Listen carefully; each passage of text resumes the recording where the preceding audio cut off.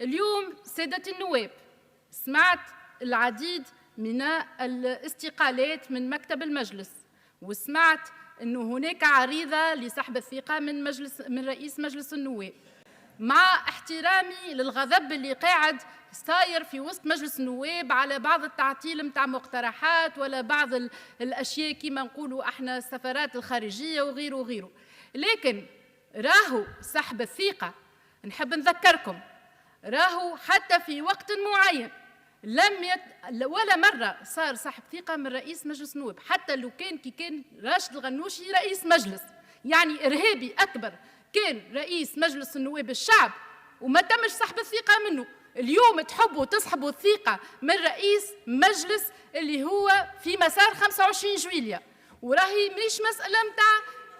ماهيش مسألة متاع شخصنا، نحكيو على مؤسسات. سيدة الزميلة لترى المداخلة ثم لك الكلمة. سيدتي رجع لي الدقائق. ارجع الوقت للسيدة الزميلة.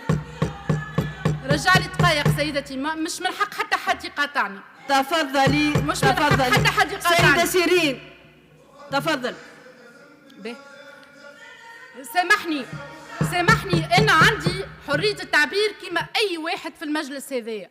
كي يوما ما وقت حبوا يسحبوا ثقة من الغنوشي كانت هناك بيعة وشرية في قوانين البلاد واتفاقيات اللي هي حبت تعمل في الظلام كما يقولوا. اليوم يحبوا يسحبوا الثقة رغم اللي أنا عندي العديد والعديد من التشكيات على تعطيل القوانين، لكن اليوم سحب الثقة علاش؟ على خاطر ناس خرجت وناس ما خرجتش، على خاطر فما تعطيل، على خاطر ما فماش قوانين متاع تبيع البلاد. اليوم نحب نفهم أرجو الالتزام بنقاش المهمة. لا أرجو ولا يمكن أنك أنت توجه معناها تهم للسادة الزملاء. اكتفي بنقاش المهمة وقدمي ملاحظاتك بشكل حر ولكن باختصار. تفضلي في الوقت المتبقي. نتكلم يعيشك سيدة في الوقت المتبقي تفضلي. عندي الوقت باش نتكلم. اليوم لو كان تسقط مؤسسات الدولة مش نلقاو رواحنا كيما الجولاني يستنى فينا جولاني آخر.